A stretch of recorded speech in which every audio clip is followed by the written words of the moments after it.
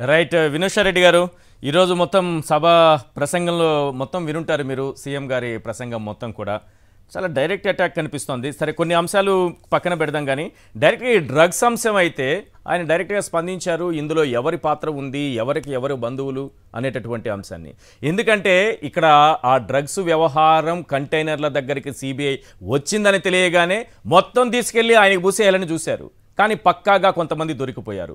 ఎవరు వీళ్ళంతాను చూస్తే చంద్రబాబు బంధువులు, పురంధేశ్వరి గారికి బంధువులు, లోకేష్కు సన్నిహితులు, లేకపోతే భరత్ గారికి సన్నిహితులు, మొత్తం వాళ్లే బయటపడ్డారు. ఈ అంశాన్ని ఈరోజు ప్రజల్లోకి తీసుకెళ్లే ప్రయత్నం చేశారు సీఎం వైఎస్ జగన్. ఏం చెప్తారు? ఈశ్వర్ గారు, ముందుగా మీకు ప్యానెల్లో నాగార్జున యాదవ్ గారికి నమస్కారాలు. నాకు అన్ఇంటరప్టెడ్ టైం ఇవ్వండి, ఎందుకంటే ఈ రోజు ఇంకా ఎక్కువ మంది లేకపోతే 1:2 ఎక్కువ మంది అవుతుంది. ప్రసంగం నేను కొంతవరకు స్నిప్పెట్స్ విన్నాను. ఇందాక నాగార్జున యాదవ్ గారు కూడా మాట్లాడింది కూడా విన్నాను. మీరు ఎలా ఉందంటే సిబిఐ కొన్నిసార్లు పొగుడతారు, కొన్నిసార్లు మీరు పొగడరు. రెండు ఇక్కడ ఎగ్జాంపుల్స్ తీసుకుందాము. ఆయన అన్నారు వివేకానంద రెడ్డి గారి హత్య కేసులో దర్యాప్తు జరుగుతుంది, కానీ దాన్ని ఒక ఫ్యామిలీ గొడవగా మార్చడానికి చూసారని. ఇటువైపు ఏమో వైజాగ్ పోర్టు, రెండు తీసుకొస్తారు. ఫస్ట్ పాయింట్ మీరు అడిగిన ఫస్ట్ క్వశ్చన్ తో వస్తాను. అప్పుడెప్పుడో వాళ్ళు ఒక కంపెనీని ఎస్టాబ్లిష్ చేసి దాన్ని 3 భాగాలు చేసుకున్నాక ఇప్పుడు పట్టుబడింది ఆ 3వ భాగం వ్యక్తితో. అది ఎప్పుడు పురంధేశ్వరి గారు ఎప్పుడో 20 ఏళ్ల క్రితం ఇంకా కూతురు ఇవ్వక ముందే వాళ్ళు భాగాలు చేసుకున్నారంట. ఇవన్నీ కూడా ఎగ్జాక్ట్ గా ఇన్ డీటెయిల్ మీకు తెలీదు, నాకు తెలీదు వాళ్ళు ఏం చేసుకున్నారు. బట్ ఇది వచ్చిన ఇన్ఫర్మేషన్ అయితే దానికి ఇంకా సిబిఐ ఎంక్వైరీ జరగలేదు. జరగకపోగా వాళ్ళు అప్పుడెప్పుడో డివైడ్ చేసుకునేస్తే ఇంకా మీరు అంటగట్టడం ఏంటండి? అరే దిస్ ఇస్ టూ మచ్ అండి. అంటే ఒక ప్రూఫ్ లేదు, ఒక ఎవిడెన్స్ లేదు. అదే వచ్చినప్పటికీ మీరే కదా ఇంకా అధికారంలో ఉన్నారు, మీకు ఎక్కడన్నా దొరికిందా? సో మనకు తెలియకుండా వాస్తవాలు ఇంకా సిబిఐ వచ్చి చెప్పారా ఎక్కడన్నా పురంధేశ్వరి గారు ఉన్నారని? మాటిమాటికి ఇలా అనడం కరెక్ట్ కాదండి. అండ్ రెండవ పాయింట్, సిబిఐకి ఎందుకు పోవాల్సి వచ్చింది వివేకానంద రెడ్డి గారి కేసు? ఇక్కడ 2 విషయాలు సిబిఐకి వెళ్ళాలంటే ఎయిదర్ కోర్టు అన్నా చెప్పాలి, లేకపోతే ప్రభుత్వం అన్నా అడగాలి. మీరే అధికారంలోకి వచ్చారు కదా, అధికారంలోకి వచ్చినాక నేను వాళ్ళ చెల్లెలో వాళ్ళ అక్కను అని మాట్లాడడం లేదండి.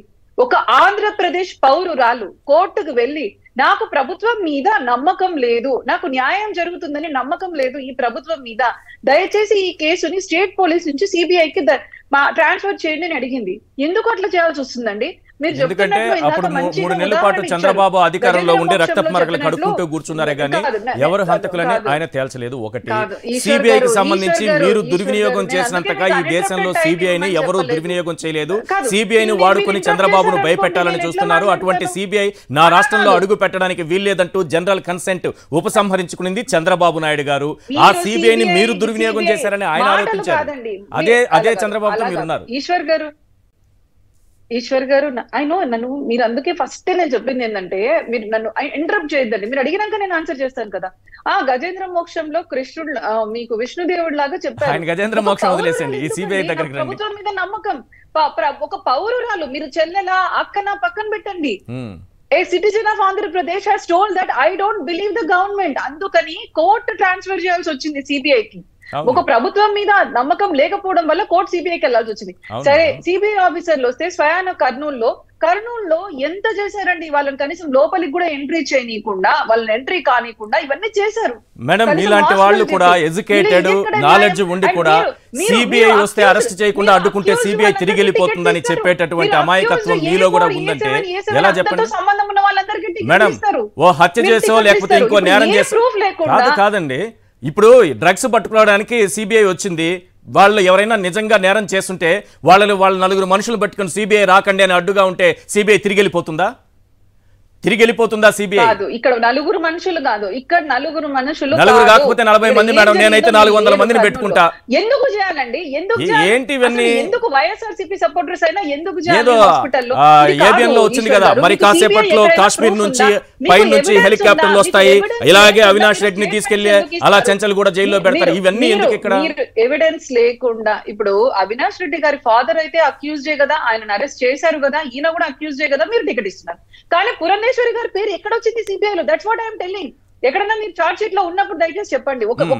ఎక్కడ లేదు కదా, మరి బంధుత్వం ఉందా లేదా? ఏమీ లేకుండానే రాష్ట్ర ప్రభుత్వం పైన రాష్ట్ర ప్రభుత్వం తెచ్చిందని విజయసాయి రెడ్డి గారు తెచ్చారని, విజయసాయి రెడ్డి అక్కడ బ్రెజిల్ ప్రధానికి అభినందనలు చెప్పారని మాట్లాడలేదా మీ పార్టీ వాళ్ళు? టీడీపీ వాళ్ళు మాట్లాడలేదా? కాదు కాదు పురంధేశ్వరి గారు బీజేపీ ఏదైనా మాట్లాడితే నేను దానికి ఆన్సరబుల్ అండి. బీజేపీ మాట్లాడిన దానికి నేను ఆన్సరబుల్. మీరు రాష్ట్రంలో చాలా మంది రాజకీయ నాయకులు ఉంటారు, ఐఎమ్ నాట్ ఆన్సరబుల్. ఈ రోజు మీరు చెప్పిన స్టేట్మెంట్ కి అదే. దీనికి మద్యం కుంభకోణానికి పాల్పడ్డారని సిజేఐకి లెటర్ రాశారే పురంధేశ్వరి గారు, అది తప్పు కదా? ఎవరు విజయసాయి రెడ్డి గారు పాల్పడ్డారని ఏం ఆధారాలు పెట్టారు సిజేఐకి? కాదు మేడం, ఏం ఆధారాలు ఉన్నాయని ఆరోపించారు.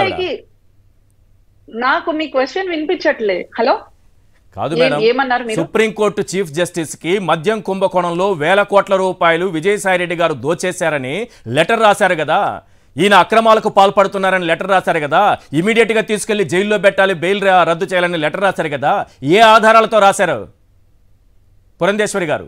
సిజిఐకి లెటర్ రాశారా? సిజిఐకి లెటర్ కదండి, central excise department. Without proof madam ఏది రాయరు. మీరు రాశారు ఏమో నాకు ఫార్వర్డ్ చేయండి, నేను చూస్తాను. సిజిఐకి లెటర్ మీ దగ్గర ఉంటే నాకు ఇవ్వండి. అండ్ సెకండ్ పాయింట్, మీరు నవంబర్ 4 సభ గురించి కాదు, సిజిఐకి లెటర్ మీరు నాకు ఆ ఫార్మాట్ పంపివ్వండి. నేను అసలు మీడియాలో వచ్చేవో అవన్నీ కాదు. ఇప్పుడు డైరెక్ట్ గా అట్లా ఒక ముఖ్యమంత్రి స్థాయిలో ఉన్న వ్యక్తి వితౌట్ ప్రూఫ్స్ మాట్లాడకూడదండి. అది ఎవరి గురించి అయినా మాట్లాడకూడదు. నేను అదే చెప్తున్నాను. ఒక ఎంక్వైరీలు నడుస్తున్నప్పుడు కూడా. ఇప్పుడు మీరు ఇంకొకటి మీరు చూద్దాం, 2023 నవంబర్ 4 న్యూస్ పేపర్ లో చదవండి, లేకపోతే మీరు గూగుల్లో కొట్టండి. న్యూస్ పేపర్ వద్దు, మీరు నాకు లెటర్ ఫార్వర్డ్ చేయండి. గూగుల్ వద్దండి. ఇంకా నయం సిజిఐ వచ్చి చెప్పాలి, మీకు మన డిబేట్ లో అనలేదు మీరు, ఇంకా ఆయన వచ్చి చెప్తారా? అలా కాదు, మీరు మీకు నేను ఈ రోజు స్ట్రైట్ క్వశ్చన్ చేస్తున్నా. ఒక ముఖ్యమంత్రి గారు ఎక్కడ చార్జ్ షీట్ లేకుండా ఇలాంటి అలిగేషన్స్ వేయడం కరెక్టా? సిబిఐ పెడతది కదా చార్జ్ షీట్ లో, కనీసం చార్జ్ షీట్ లో పేరుందా? నాగార్జున గారు ఏంటి ఈ అలిగేషన్స్ ఏంటి? ఏ సంబంధం లేదంటే పాపం పురంధేశ్వరి గారికి